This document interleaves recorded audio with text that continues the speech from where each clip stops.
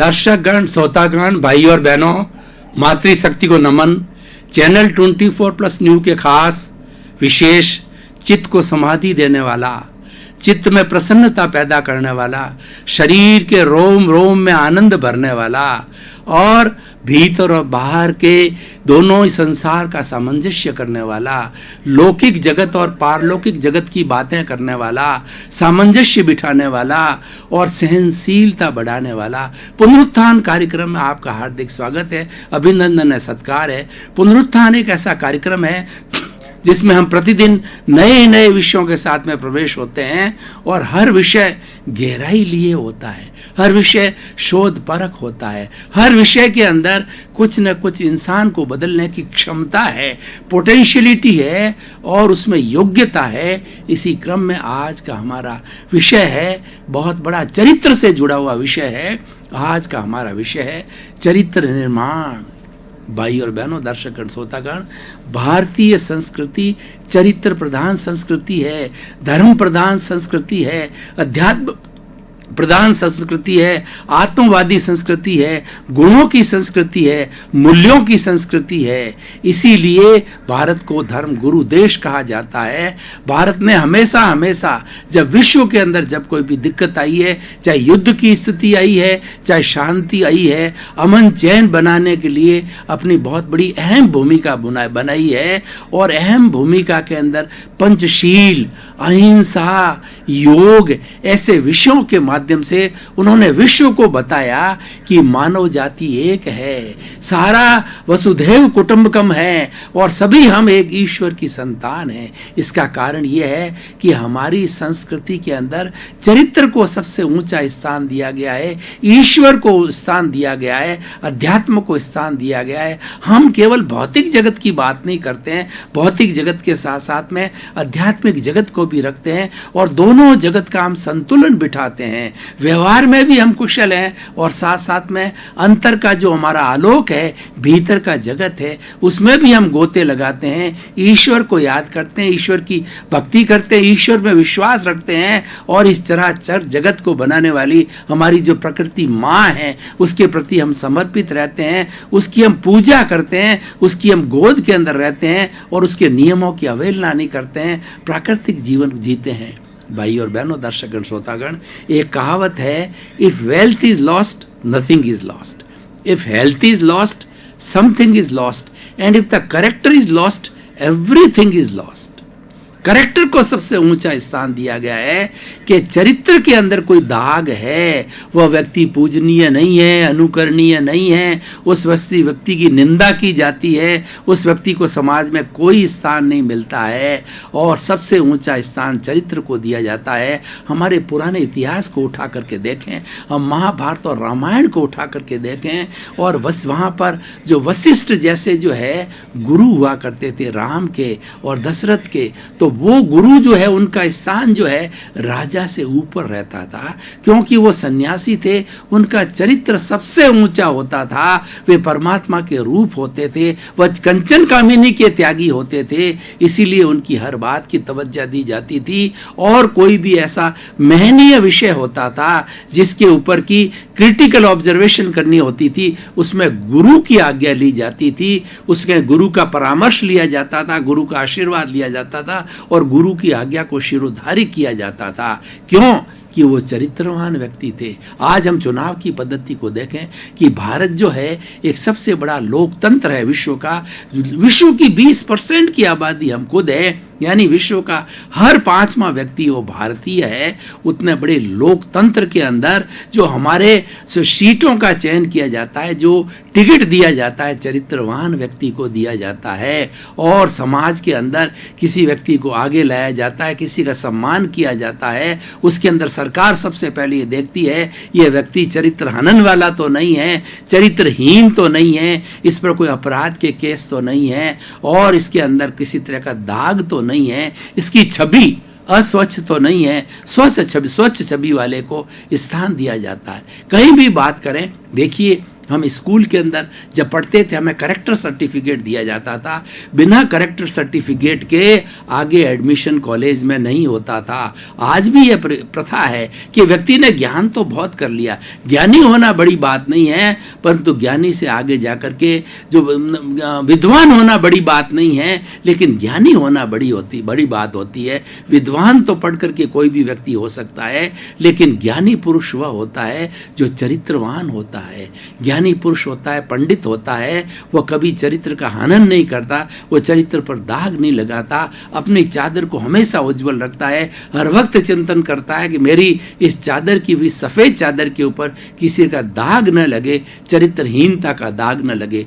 आज हम देखें तो हम जो सिनेरियो को देखें तो आज हमारे सबसे धार्मिक कहे जाने बड़े बड़े बाबा लोग जो कि करोड़पति है, अरबपति है, और कई तो बाबा लोग कंचन कामिनी भी रखते हैं और करोड़ों की उनकी जायदाद है, उनके बड़ा बैंक बैलेंस है, वो मठाधीश है, और वह चरित्र हनन का, रेप का वगैरह ऐसे घृणित कार्य करते हैं। तो घृणित कार्य करने के बाद के अंदर वो समाज की नज़र से गिर जाते हैं और उनको जेल के सलीकों के पीछे रहना पड़ता है। ऐसे बहुत से बाबा है, किन किसी का नाम नहीं लेना चाहता, जो कि आज की वो जेल के अंदर सड़ रहे हैं क्योंकि उन्होंने चरित्रहीनता का कार्य किया। इसलिए जो व्यक्ति उच्च पद पर जाता है, उच्च बनता है और जिसको सम्मानीय बनता है, उसको हमेशा ध्यान रखना चाहिए कि मेरे कैरेक्टर पे, मेरे चरित्र पे कोई तरह का दाग न लगे। अब देखते हैं चरित्रहीनता किस प्रकार होती है, कितने तरीके होती है। एक तो चरित्रहीनता होती है कि किसी भी नर का मादा से जो है अनर्गल व्यवहार होना।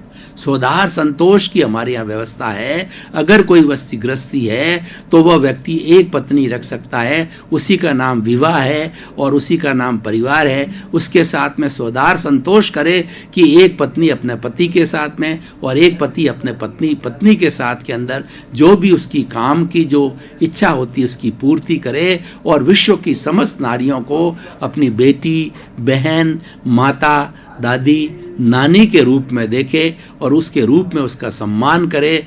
यह होता है चरित्र का एक अंग, चरित्र का एक घटक। दूसरा चरित्र का जो मुख्य अंग है, ईमानदारी।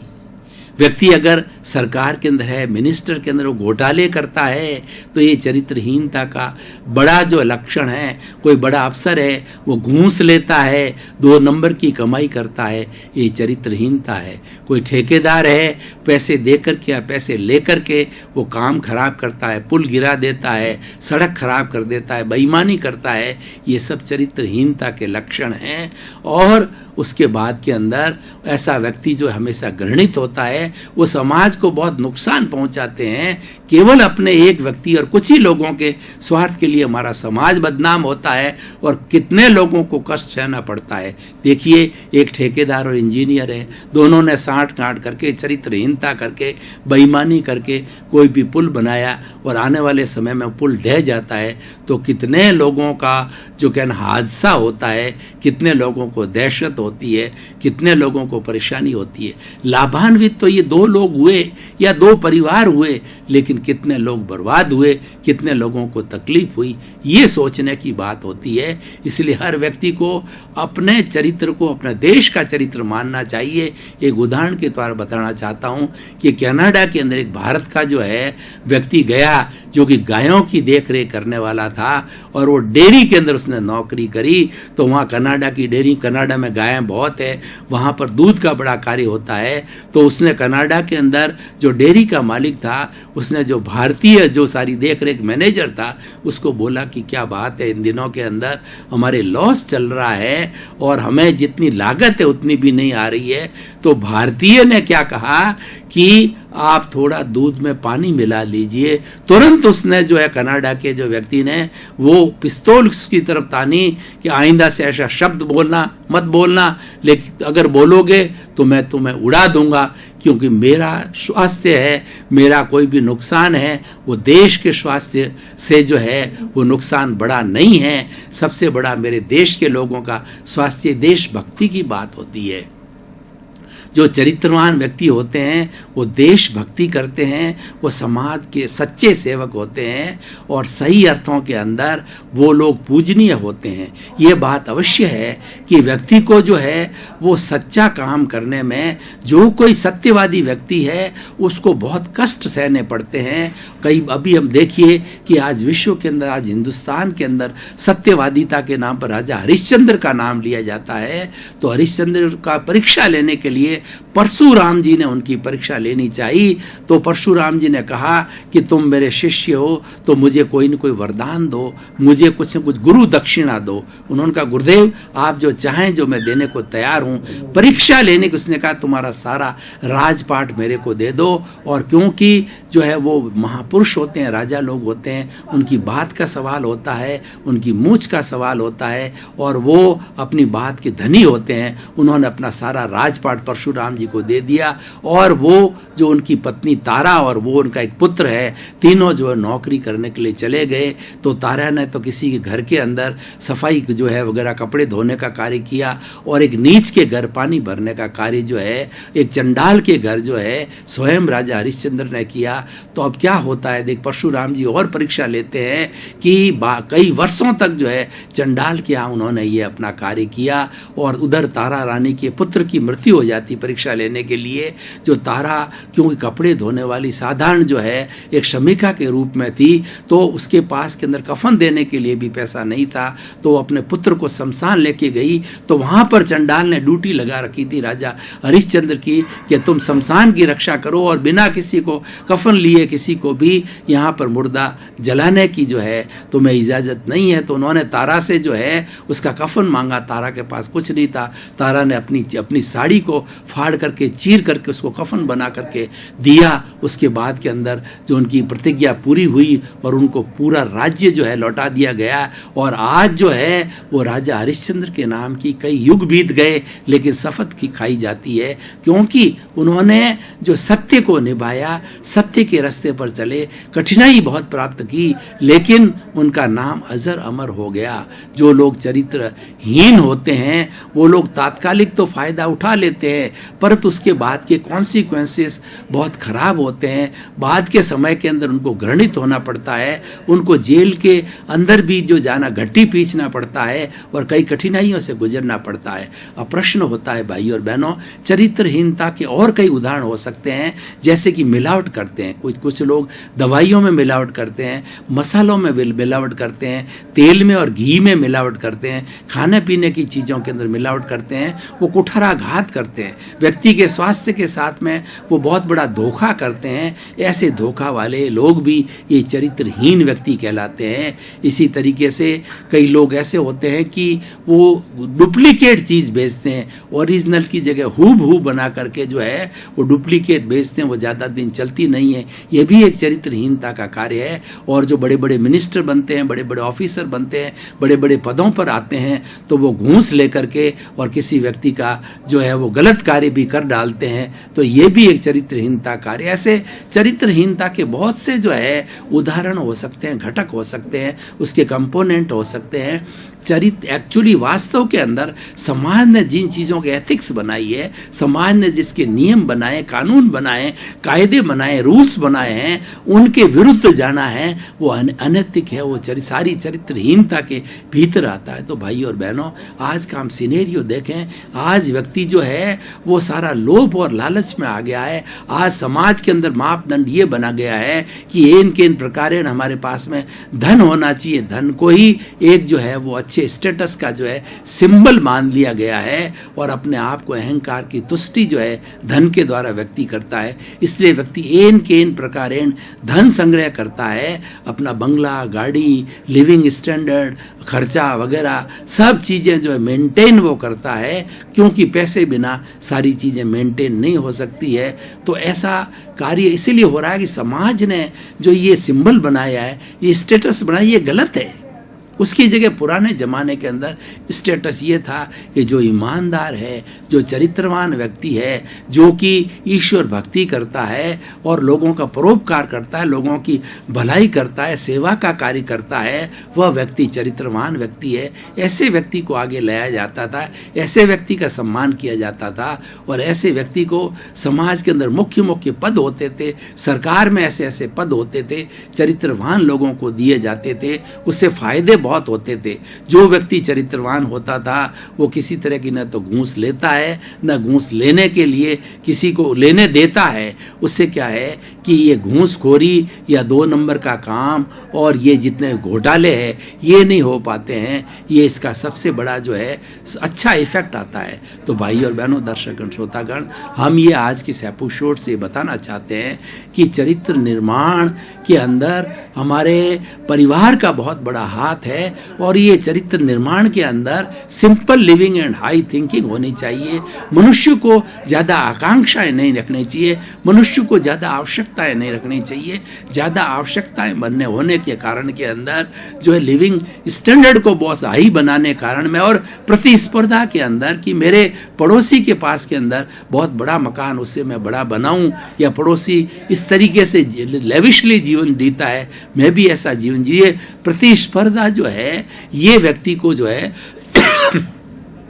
चरित्रहीनता के बेईमानी के कार्य करने के लिए बाध्य करता है। तो व्यक्ति को जो अगर अच्छा बनना है तो अपनी simple living and high thinking की थ्योरी रखनी चाहिए और व्यक्ति को अपने शरीर से श्रम करना चाहिए, ज़्यादा से ज़्यादा श्रमशील बनना चाहिए। आवश्यकताएं बहुत कम से कम रखनी चाहिए। हमारी मूलभूत आवश्यकता है रोटी, कपड़ा, मकान, शिक्षा, चिकित्सा है, उसकी हमें व्यवस्था, उसी की तरफ ध्यान देना चाहिए और उसी की पूर्ति के बाद के अंदर जो है हमें संतुष्टि कर लेनी चाहिए। और हमारा परिवार है, चाहे 2 बच्चे हैं या 3 बच्चे हैं, उन बच्चों को ऐसे संस्कार दिए जाना चाहिए कि जो हमारा जो अर्निंग है, हमारी जो कुल मिला के जो आजीविका है, उसके भीतर कार्य चलाना है। उसके अंदर एक पति के साथ में पत्नी का बहुत बड़ा योगदान होना चाहिए। उसके ध्यान में होना चाहिए कि मेरा पति महीने के 10,000 कमाता है तो 7,000 में 8,000 में घर का खर्च चलाए, सब मिला करके शिक्षा समेत, और कुछ बचत करे, क्योंकि अगला समय कैसे आने वाला है। बच्चों को आगे पढ़ाना है, बीमारी का भी ध्यान देना है, बच्चों का शादी करनी होती है, मकान होता है, गृहस्थी के कई काम होता है, उसके लिए बचत होना बहुत जरूरी है। क्योंकि वही बचत जो है आगे जाके बड़ी होती है और वो इमरजेंसी के अंदर काम आती है। इस तरीके से हमें अपनी लाइफ को डिजाइन करना चाहिए। लाइफ को डिजाइन करने के लिए हमारा जो अर्निंग सोर्स है उसको मध्य रखना चाहिए। अर्निंग सोर्स जरूर होनी चाहिए। हमारी पुरुष प्रधान संस्कृति, पुरुष का कार्य यह है कि वो अर्निंग की तरफ ध्यान दे और स्त्री का कार्य होता घर गृहस्थी को देखे, बाल बच्चों को देखे और अपने घर को संभाले। ये हमारे विभाग किए गए हैं। भारतीय संस्कृति के अंदर जो है नर और मादा के जो कार्य का विभाग किया गया है वो आज भी चल रहा है और उसके अंदर एक दूसरे को दखल अंदाजी नहीं करनी चाहिए, एक दूसरे का सम्मान करना चाहिए, एक दूसरे का हित करना चाहिए कि मनुष्य के कार्यों में यानी नर के कार्यों के अंदर मादा को यानी स्त्री को जो है डिस्टर्बेंस नहीं करनी चाहिए और उसी तरीके से पुरुष को भी स्त्री के या पत्नी के कार्यों में डिस्टर्बेंस नहीं करनी चाहिए। इससे गृहस्थी की गाड़ी अच्छी चलती है, उसका सम्मान अच्छा होता है और दोनों के सामंजस्य, गृहस्थी अच्छी होती है और इसके अंदर कुल मिला के व्यक्ति चरित्रवान हो जाता है। व्यक्ति चरित्र से गिरता किस लिए है कि देखिए उसकी पत्नी है, रोज रोज नई डिमांड करती है, मुझे तो इतनी महंगी साड़ी चाहिए, मुझे वो ज्वेलरी चाहिए और मैं ऐसे जो है उस मकान के अंदर साधारण मकान में नहीं रह सकती। मेरी जो बड़ी सहेली है वो बड़े कोठी के अंदर रहती है, उसके पास में इतनी बड़ी गाड़ी है और मेरे पास तो बहुत पुरानी गाड़ी है। तो इस तरीके की जो आकांक्षा है इसको स्थान नहीं दिया जाना चाहिए और इस पूरे परिवार को इसके अंदर सहयोग करना चाहिए। ये अपनी आकांक्षाओं को, अपनी आवश्यकताओं को बढ़ाना, ये चरित्रहीनता, उससे चरित्रहीनता होती है और व्यक्ति बड़ा संकट के अंदर आ जाता है, वो कष्ट के अंदर फंस जाता है। तो भाई और बहनों, दर्शकगण, श्रोतागण, आज का एपिसोड बहुत ही सुंदर है कि हमें हर क्षेत्र के अंदर चरित्र का निर्माण निर्माण करना चाहिए और अपनी इमेज का ध्यान रखना चाहिए। हमें कभी भी जो है अपने समाज में जितने भी समय जिए, हम 50 साल जिए, 70 साल जिए, जितने समय के अंदर हम वर्किंग अच्छी पोजीशन में रहें, तो हमेशा अपनी छवि को अच्छा बनाए रखना चाहिए। और छवि अच्छी बनेगी कब? जब व्यक्ति चरित्र का धनी होता है। और चरित्र के धनी व्यक्ति को जो है कोई व्यक्ति कोस नहीं सकता, कोई व्यक्ति प्रभावित नहीं कर सकता, उसको घूसखोर नहीं बना सकता, क्योंकि उस तरफ उसका ध्यान नहीं जाता है। दर्शकगण, श्रोतागण, भाई और बहनों, आपका बहुत बहुत धन्यवाद। पुनरुत्थान कार्यक्रम आप देखते रहिए। प्रतिदिन हम नए नए एपिसोड, बहुत सुंदर विषय जो है वो आपको देते रहेंगे और आप रेगुलर इसको देखेंगे, लोगों को प्रोत्साहित करते रहेंगे, तो हमको भी प्रोत्साहन मिलेगा और हम नए नए विषय, नए नए तरीके से मल्टी डायमेंशनल विषय आपके सामने प्रस्तुत करेंगे, जिसमें आपके परिवर्तन आएगा, आप में सुधार होगा और पुनरुत्थान कार्यक्रम की तरफ से आपका जीवन आनंदमय हो, मंगलमय हो, शांतिमय हो, सुखमय हो, आप प्रति मंगल भाव।